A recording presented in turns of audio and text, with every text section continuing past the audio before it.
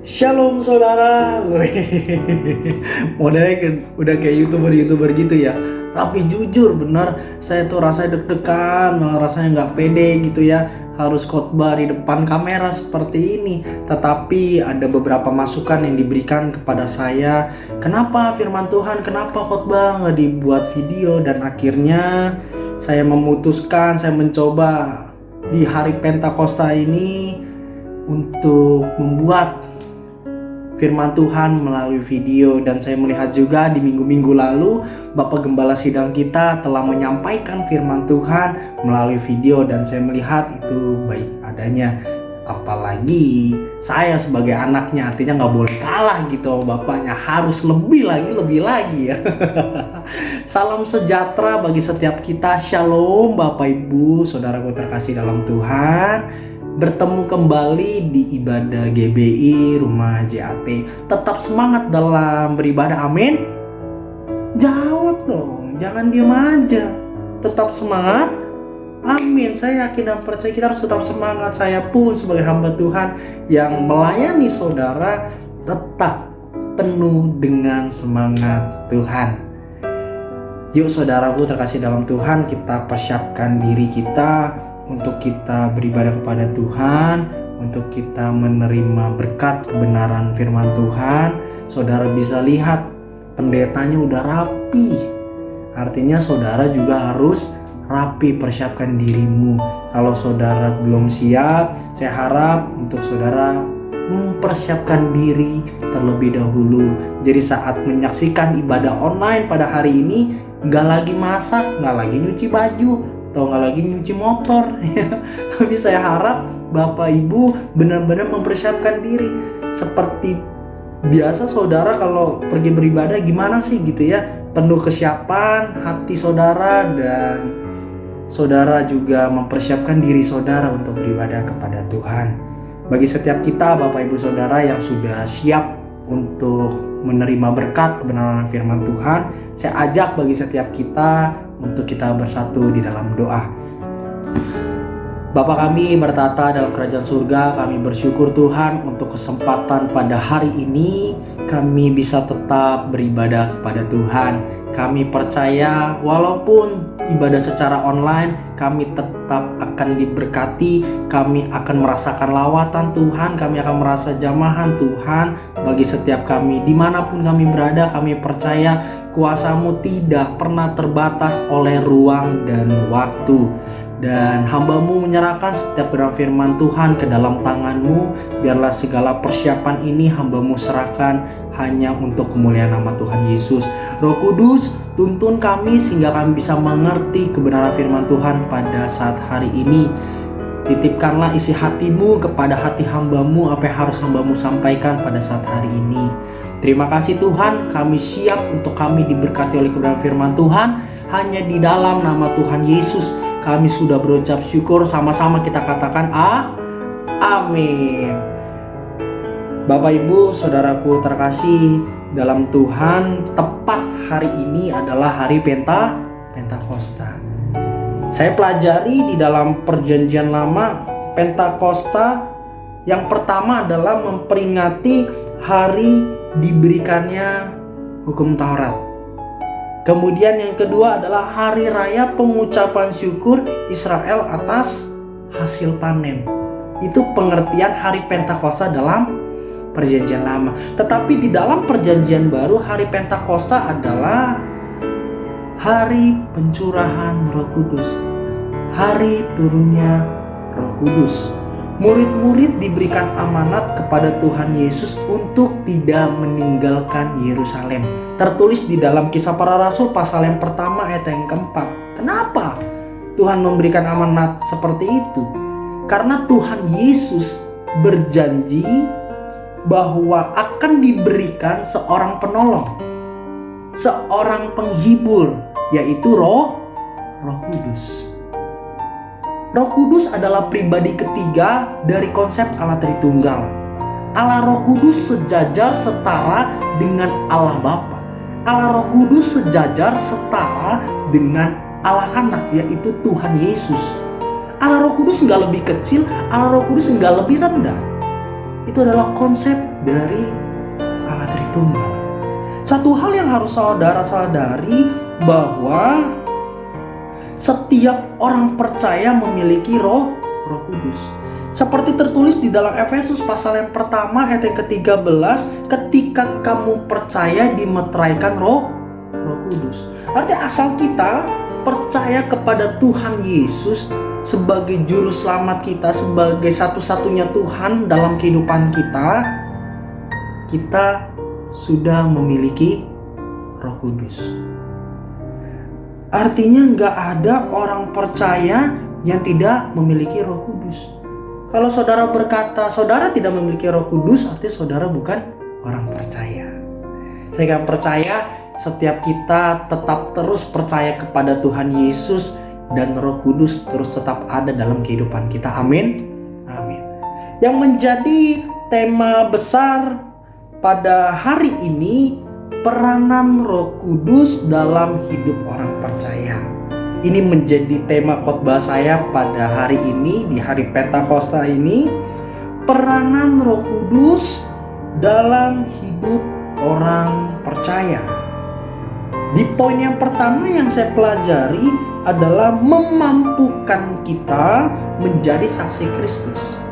Peranan Roh Kudus yang pertama dalam kehidupan orang percaya adalah memampukan kita menjadi saksi Kristus. Kita baca sama-sama Bapak Ibu Saudara di dalam kitab Kisah Para Rasul pasal yang pertama ayat yang ke-8. Dalam kitab Kisah Para Rasul pasal yang pertama ayat yang ke-8, tetapi kamu akan menerima kuasa kalau Roh Kudus turun ke atas kamu, dan kamu akan menjadi saksiku di Yerusalem dan di seluruh Yudea dan Samaria dan sampai ke ujung bumi. Ini perkataan Yesus. Kalau kita lihat ada amanat agung di kitab Matius dan di kitab Markus bahwa Tuhan berkata, jadikanlah semua bangsa muridku. Itu perintah Tuhan. Itu amanat agung Tuhan. Tetapi Tuhan bukan hanya sekedar memerintahkan, tetapi Tuhan memampukan kita untuk menjadi saksi Kristus yang telah kita baca tadi dalam kitab Kisah Para Rasul pasal yang pertama ayat yang ke-18. Roh Kudus turun ke atas kamu dan kamu akan menjadi saksiku. Dan berbicara tentang saksi Kristus itu adalah visi gereja kita. Biarlah rohku menyala-nyala menjadi saksi Kristus.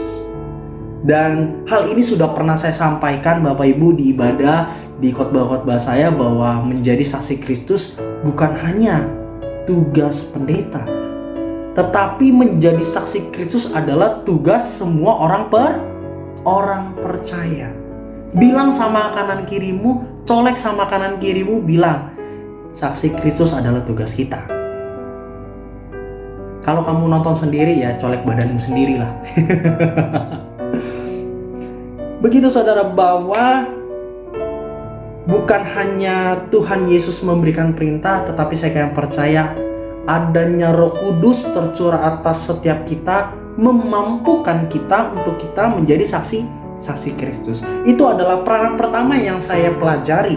Kemudian peran Roh Kudus dalam hidup orang percaya yang saya pelajari yang kedua adalah penolong yang akan menyertai selamanya. Tertulis dalam kitab Yohanes pasal yang ke-14 ayat yang ke-16. Dalam kitab Yohanes pasal yang ke-14 ayat yang ke-16. Aku akan minta kepada Bapa dan Ia akan memberikan kepadamu seorang penolong yang lain, supaya Ia menyertai kamu selama-lamanya. Di poin yang kedua adalah peranan Roh Kudus, yaitu penolong yang akan menyertai selama-lamanya. Roh Kudus sebagai penolong dalam kehidupan kita. Saat kita dalam kesesakan, Roh Kudus yang memberikan kita kelegaan. Saat kita dalam kekecewaan, Roh Kudus yang memberikan penghiburan. Saat kita dalam kegelisahan, Roh Kudus yang memberikan kita damai sejahtera. Saat kita dalam kesedihan, Roh Kudus yang memberikan kita sukacita. Apalagi dalam melihat keadaan sekarang ini, banyak sekali orang melihat dalam keadaan ini dengan kebingungan. Yang tadinya di awal bulan banyak sekali rencana apa yang harus dilakukan di tahun 2020. Tetapi melihat keadaan sekarang ini, banyak sekali orang-orang percaya melihat keadaan ini dengan keadaan yang bingung. Apa yang harus aku lakukan? Apa yang harus aku perbuat? Tapi saya akan percaya Roh Kudus yang memberikan pengharapan bagi setiap kita. Amin. Amin, saudara. Roh Kudus akan menjadi penolong dalam kehidupan kita selama-lamanya.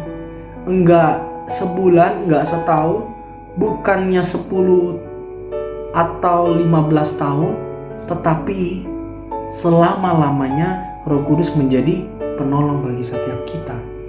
Kalau saya diminta untuk bersaksi, berbicara tentang peranan Roh Kudus di poin yang kedua, yaitu seorang penolong, begitu banyak, begitu luar biasa perbuatannya yang ajaib, karya-karyanya yang luar biasa bagi setiap kita. Dan kalau dihitung dalam kesaksian saya, wah, udah gak terhingga nih, banyak sekali. Setiap hal yang kita kerjakan, kita lakukan, selalu ada pimpinan Roh Kudus yang menolong kita. Saya yakin saudara, bila saudara diminta juga untuk merenungkan dalam kehidupanmu,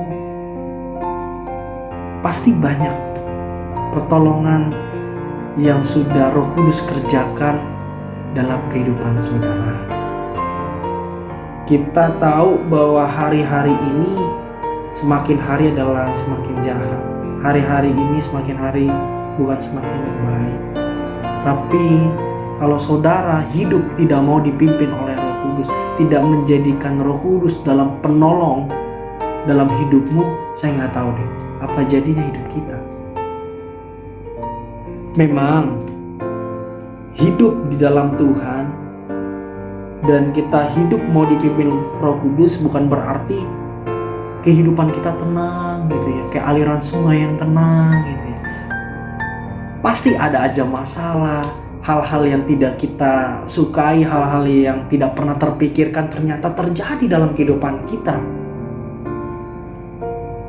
Itu akan terjadi dalam kehidupan kita. Tapi satu hal saudara yang harus saudara percaya, Allah turut bekerja dalam segala hal untuk mendatangkan kebaikan. Rancangannya adalah rancangan damai sejahtera, bukan rancangan kecelakaan. Apabila ia jatuh tidak sampai tergeletak. Itu janji Tuhan bagi setiap kita. Dan saya kena percaya Roh Kudus terus yang memimpin, Roh Kudus yang terus menolong dalam kehidupan kita. Di poin yang kedua ini yang menjadi kesaksian dalam hidup saya, sorry kata, bukan saya netting, bukan saya berprasangka buruk dengan seseorang, tetapi dalam kehidupan saya sampai saat hari ini, saya bersyukur Roh Kudus terus menolong, Roh Kudus terus memimpin kehidupan saya. Kejadiannya itu tepat sekitar di 3 bulan yang lalu, di mana saya bekerja di suatu tempat, di suatu kota yang tidak pernah saya datangi. Kemudian setelah saya sampai sana, 2 hari kemudian ada seseorang yang datang kepada saya untuk kita bisa menjadi mitra kerja. Memang pada saat itu saya membutuhkan tenaga kerja tersebut. Dan akhirnya kita ngobrol pada siang hari itu, di hari kedua pada saat itu di kota itu, kita ngobrol. Kemudian saya tanya, oke, kita mau bahas, kita mau sama-sama bicarakan pekerjaan ini, mau kapan kita bicarakan? Dan kemudian orang tersebut berkata, jam 8 malam bisa gak Pak? Dia bilang gitu. Dan akhirnya saya merasa, kok malam banget? Saya sampai gitu, kok malam banget Pak? Dan jawabannya adalah, saya rumahnya jauh dan saya harus lakuin dan sebagainya lah. Dan akhirnya saya juga bilang, yaudah Bapak tentuin tempatnya mau di mana. Karena jujur di situ adalah kota baru bagi saya dan saya di situ baru 2 hari. Baru 2 hari saya belum kemana-mana. Saya nggak tahu harus meeting di mana. Dan akhirnya pada saat itu saya pulang dan saya ngerasa bahwa satu hal yang nggak enak dalam hati saya gitu. Dan saya berdoa pun saat orang tersebut bicara sama saya, kelihatannya kenapa selalu nggak pandang saya gitu loh, nggak berhadapan gitu. Tapi saya berusaha untuk positif aja, saya nggak mau netting. Dan akhirnya sebelum saya berangkat, saya berdoa kepada Tuhan, dan orang tersebut kasih share location ke saya, kasih titiknya. Dan kemudian saya ke sana naik mobil online. Dan sampai di sana selama perjalanan saya ngomong sama drivernya. Asik juga gitu, seru juga buat ngobrol-ngobrol. Dan kemudian sampai di titiknya, orang tersebut saya hubungi, "Pak, di mana lokasinya?" Gitu. Kemudian, "Bapak sudah ada di mana? Saya sudah sesuai titik." Terus orang tersebut bilang, "Oh ya udah, Bapak jalan aja terus ke depan, nanti ada mobil merah di situ." Dan akhirnya saat itu, sebelum saya sampai, drivernya nanya ke saya, "Bapak mau ngapain di sini?" Saya bilang, "Saya mau meeting, mau ketemu orang. Di sini emang ada tempat makan." Pada saat itu jujur saudara, gelap sekali di situ. Posisinya itu kalau dilihat di peta itu di ujung daratan, artinya dekat pantai gitu ya. Lokasi itu dekat pantai dan saat itu kondisi gelap sekali. Dan pernyataan driver tersebut, "Di sini nggak ada tempat makan." Gitu. Dan kemudian saat itu kan saya telepon dan pernyataannya ya udah Bapak jalan aja ke mobil merah. Dan akhirnya saya ngerasa bahwa waduh, bener nih, rasa yang tadi saya berangkat dengan rasa tidak damai terjadi dalam kehidupan saya, terjadi pada saat itu.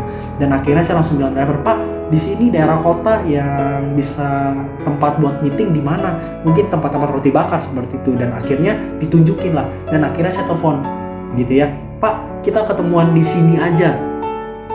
Saya nggak bisa ketemuan di situ." Akhirnya udah sampai di sana, saya share location, saya udah sampai, nggak bisa dihubungi. Di WhatsApp nggak masuk, di telepon nggak diangkat. Dan akhirnya tapi saya nungguin aja dulu. Saya tungguin, saya udah sampai di tempat restoran tersebut. Dan akhirnya saya kaget, tiba-tiba datang gitu. Tiba-tiba datang. Saat udah tiba-tiba datang, sebelum saya turun dari mobil tersebut, saya terus doa sama Tuhan. "Tuhan, apa yang terjadi ya? Apa yang terjadi?" Terus kemudian yang Roh Kudus pimpin, saya yakin ini adalah pimpinan Roh Kudus berbicara bahwa pasti orang tersebut akan anterin kamu pulang. Itu satu kalimat itu, gak lupa saya. Akhirnya saya udah sampai, benar, saya udah ketemu, kita ngobrol. Pada saat itu orang tersebut gak sendiri, bawa temennya lagi, jadi mereka berdua, saya sendiri pada saat itu. Dan akhirnya kita ngobrol-ngobrol mengenai tentang pekerjaan. Dan orang yang tersebut yang tadi ketemu tadi siang itu saat bicara sama saya sama seperti tadi siang gitu loh, nggak pernah tatap saya, nggak pernah lihat saya juga nggak tahu kenapa. Kerjaannya ngobrol, habis itu keluar, masuk lagi, keluar lagi, masuk lagi gitu kan. Dan sampai satu pembicaraan orang tersebut bilang, "Pak, nginap di hotel mana?" Saya coba bilang, "Saya arahnya ke sana." Saya bilang gitu, "Saya arahnya ke sana." Dan kemudian orang tersebut bilang, "Oh, satu jalur dong sama saya, nanti pulang bareng aja sama saya." Sampai situ saya dapat. Dan akhirnya saya tetap santai, saya tetap terus berdoa sama Tuhan. Dan akhirnya di akhir pembicaraan saya mengulur-ulur, saya sekalian langsung pesan mobil online pada itu. Jadi pada saat itu mobil online udah sampai, saya langsung bilang, "Pak, saya balik duluan ya. Terima kasih atas tawarannya. Tapi saya bisa kok balik sendiri. Terima kasih Pak waktunya." Akhirnya udah saya balik, saya sampai di hotel, saya doa, Jujur di situ saya nangis gitu, Tuhan terima kasih Tuhan. Semua tuntunan Roh Kudus, saya nggak tahu kalau saya nggak dituntun Roh Kudus, kalau saya nggak mau dengerin perkataan Roh Kudus, saya nggak tahu apa yang terjadi dalam kehidupan saya pada saat itu. Dan pada saat itu saya kembali untuk istirahat, dan pagi saya mau harus kerja lagi, saya doa lagi, timbul lagi. Orang tersebut akan datang lagi dan akan ajak ketemuan. Gitu. Dan akhirnya tepat lagi gitu loh. Ngajak lagi ketemuan, saya juga nggak tahu buat apa gitu ya. Dan akhirnya saya datang, bener diajak meeting ke saya. Kemudian saya bilang, "Ikut apa lagi ya Pak?" Ya ini mungkin ada beberapa pertanyaan. Karena pada saat itu, pada malamnya saya kirim sebuah file yang isinya job desk pekerjaannya. Kemudian orang tersebut harus isilah nilainya berapa, nilainya berapa. Pernyataannya gitu, ada beberapa yang nggak ngerti gitu ya. Terus dan sampai akhirnya dia bilang, "Hari Sabtu bisa gak Pak?" Saya bilang, "Minggu depan aja lah." Saya ngomong gitu, "Minggu depan aja lah." Padahal hari Sabtu tuh saya udah harus balik ke Jakarta. Itu adalah kesaksian saya. Saya akan percaya Roh Kudus terus menjadi penolong dalam kehidupan kita. Kita butuh Roh Kudus. Itulah di poin yang kedua. Peranan Roh Kudus yang kedua adalah penolong yang akan menyertai selamanya. Kemudian yang ketiga yang saya pelajari Bapak Ibu Saudara, peranan Roh Kudus dalam hidup orang percaya di poin yang ketiga adalah mengajarkan segala sesuatu dan mengingatkan perkataan firman Tuhan. Di poin yang ketiga adalah mengajarkan segala sesuatu dan mengingatkan perkataan akan firman Tuhan. Tertulis dalam kitab Yohanes pasal yang ke-14 ayat yang ke-26. Kita akan simak sama-sama. Yohanes pasal yang ke-14 ayat yang ke-26. Tetapi penghibur yaitu Roh Kudus yang akan diutus oleh Bapa dalam namaku, dialah yang akan mengajarkan segala sesuatu kepadamu dan mengingatkan kamu akan semua yang telah kukatakan kepadamu. Dalam segala aspek kehidupan kita, saya yakin Roh Kudus yang dapat mengajarkan bagi setiap kita. Bukan hanya mengajarkan untuk kita dapat mengerti akan kebenaran firman Tuhan, tetapi tertulis di dalam Yohanes 14 ayat yang ke-26, Dia akan mengajarkan segala sesuatu kepadamu. Will teach you everything. Alkitab yang bilang segala hal yang diajarkan Roh Kudus pasti sesuai kebenaran firman Tuhan. Contoh, misalkan saudara bekerja, mungkin ada satu hal yang harus saudara kerjakan, tapi saudara nggak tahu, saudara bingung bagaimana harus kerjakan. Tapi di mana saudara berusaha dan minta Roh Kudus tuntun, Roh Kudus ajarkan aku, saya kira percaya Roh Kudus akan memberikan kita hikmat sehingga kita dapat mengerti. Seringkali itu terjadi dalam kehidupan saya, dalam saya bekerja, kemudian juga bagi setiap kita yang sekolah, yang kuliah, teman-teman, anak-anak muda yang nggak ngerti, bisa anak muda lakukan untuk berusaha dan minta pimpinan Roh Kudus. Pasti melalui hikmatnya kita akan dibuat mengerti. Nah, bagi setiap Bapak Ibu, saudaraku terkasih, untuk dapat mengajarkan kepada anak-anakmu, Roh Kudus juga bisa memimpin dalam kehidupan keluargamu. Contoh, misalnya punya anak susah dibilangin, bandel, ngelawan, dikasih tahu malah lebih galak anaknya. Kacau gitu ya. Saya akan percaya anak-anak muda yang nonton video ini nggak ada yang kayak begitu ya. Kalau begitu bertobatlah, benar. Saya mau bilang, saat saudara mengalami gitu harus menghadapi seorang anak seperti itu, Roh Kudus menjadi satu-satunya yang dapat memberikan saudara hikmat, yang bisa menuntun saudara. Jadi apa yang harus saudara katakan, apa yang harus saudara perbuat. Misalkan kalau suamimu salah, ditegur malah lebih galak gitu, bapak-bapak lebih galak gitu daripada istrinya, padahal bapak-bapaknya yang salah. Ditegur sama istri lebih galak. Saya mau bilang, Bu, minta Roh Kudus tuntun, minta Roh Kudus pimpin, berikan hikmat. Tuhan, apa yang harus aku lakukan, apa yang harus aku perbuat. Misalkan kalau ibu-ibu berbuat salah gitu ya, kemudian ditegur gitu sama suaminya, ternyata lebih galak gitu ya. Kenapa begitu ya? Orang udah buat salah malah lebih galak gitu ya.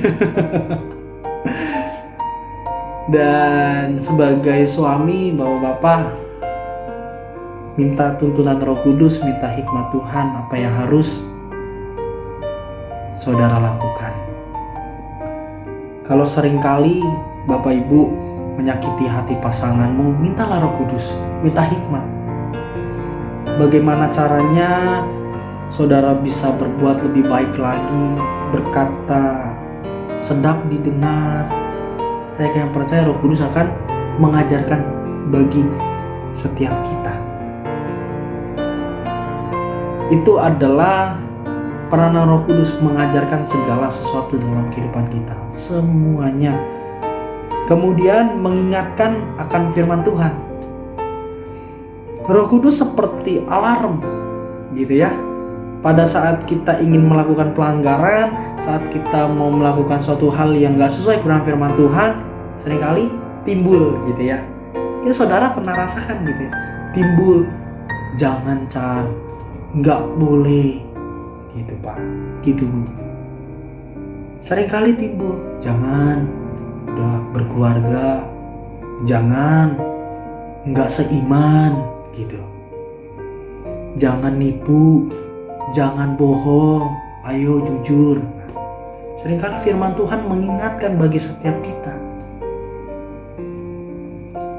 Saya kasih contoh, saat kita bertemu dengan orang yang kita benci atau orang yang tidak kita sukai, mungkin orang tersebut pernah menyakiti hati kita, pernah menghina kita, pernah mengucilkan kita, pernah menjatuhkan kita.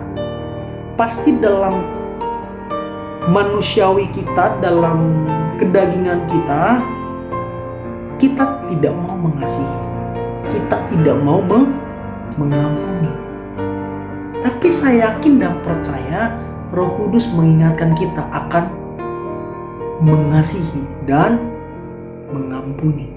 Banyak orang percaya tahu kebenaran ini tentang mengasihi, Allah penuh kasih, Allah penuh pengampunan. Orang percaya tahu, tetapi seringkali Roh Kudus ingatkan diabaikan gitu aja. Tetap aja gak mau mengasihi, tetap aja tidak mau mengampuni. Padahal kita tahu Alkitab ngajarin, kasihilah musuhmu. Gak cuma kasihi musuhmu, tapi Alkitab bilang apa? Dan berdoalah bagi mereka. Coba bayangin saudara, seringkali kalau kita gak suka sama orang, boro-boro doa, ngelihat mukanya aja udah enak, kan? Ngelihat mukanya udah gak mau, apalagi suruh doa, berlutut kebayang muka dia, dan kemudian kita harus kasihi juga.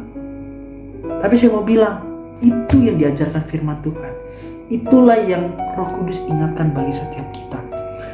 Saya cuma mau bilang gini saudara, kalau saudara memilih untuk tidak mengasihi, untuk tidak mengampuni, sama aja seperti saudara memilih lebih baik aku tidak mengasihi Tuhan daripada aku harus mengasihi Dia.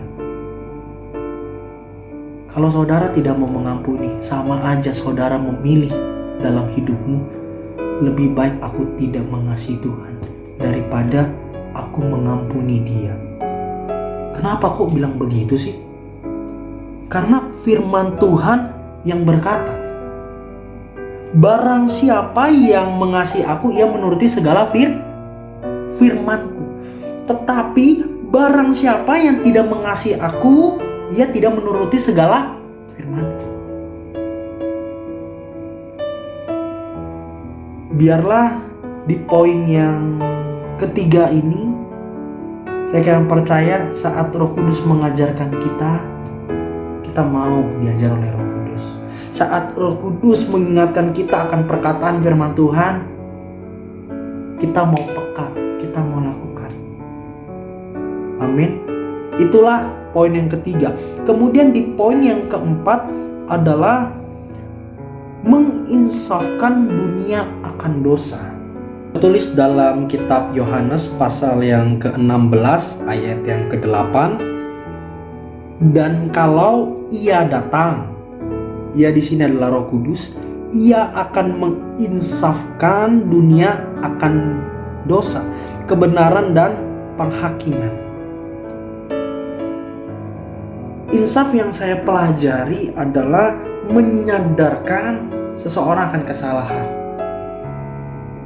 Menyadarkan seseorang akan kesalahan. Roh Kudus akan menyadarkan kita atas segala kesalahan, atas segala dosa-dosa, atau suatu hal yang tidak sesuai kebenaran firman Tuhan. Roh Kudus akan menyadarkan hal itu. Kalau saudara sering ngegosip, kalau ngomong suka merendahkan orang, suka caci maki, saya kena percaya Roh Kudus akan sadarkan saudara bahwa hal itu adalah hal yang salah, hal yang Tuhan tidak suka. Saudara nipu, gak jujur, saudara selingkuh, kasar sama istri, tidak menghargai suami, suka menyakiti hati pasanganmu melalui perkataanmu. Saya kan percaya setelah saudara melalui semuanya itu, Roh Kudus yang ada di dalam diri kita menyadarkan kita, mengingatkan kita bahwa hal tersebut adalah satu hal yang tidak berkenan di hadapan Tuhan. Dan tujuan Roh Kudus menginsafkan kita bukan hanya sekedar agar kita sadar akan kesalahan kita, bukan hanya sekedar menyadarkan kita akan dosa-dosa, suatu hal yang gak benar, tetapi tujuan dari Roh Kudus menyadarkan kesalahan kita agar kita dapat berbalik pada kebenaran, yaitu bertobat.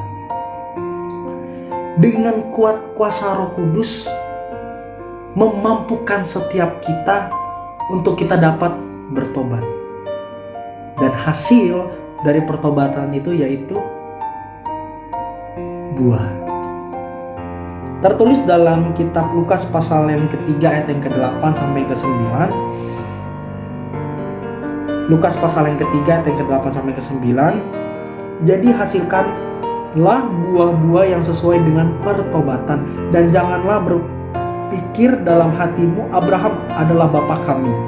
Karena aku berkata kepadamu, Allah dapat menjadikan anak-anak bagi Abraham dari batu-batu ini.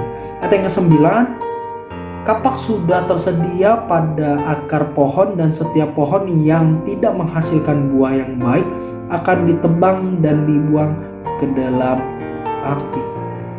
Di sini tertulis bahwa kita sebagai orang percaya harus menghasilkan buah-buah sesuai dengan pertobatan.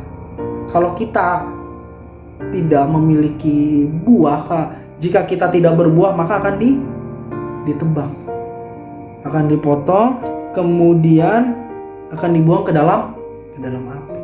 Saya kan percaya Roh Kudus setelah menyadarkan setiap kita, menginsafkan setiap kita akan berbalik kepada kebenaran, sehingga dengan kuat kuasa Roh Kudus memampukan setiap kita untuk kita dapat bertobat, sehingga kehidupan kita dapat berbuah.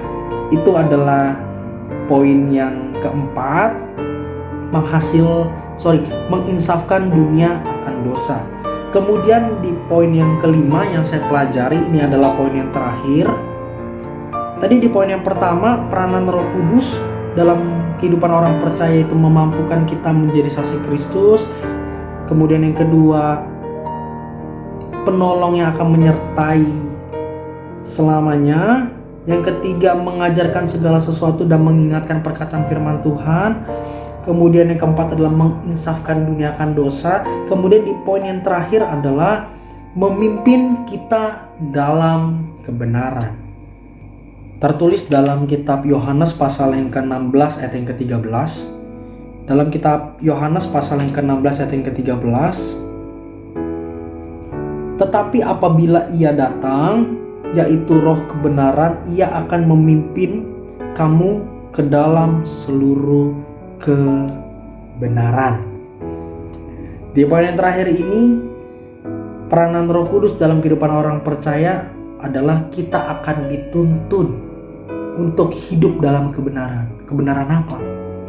Pastinya kebenaran firman Tuhan. Roh Kudus yang akan memampukan kita untuk kita dapat hidup dalam kebenaran.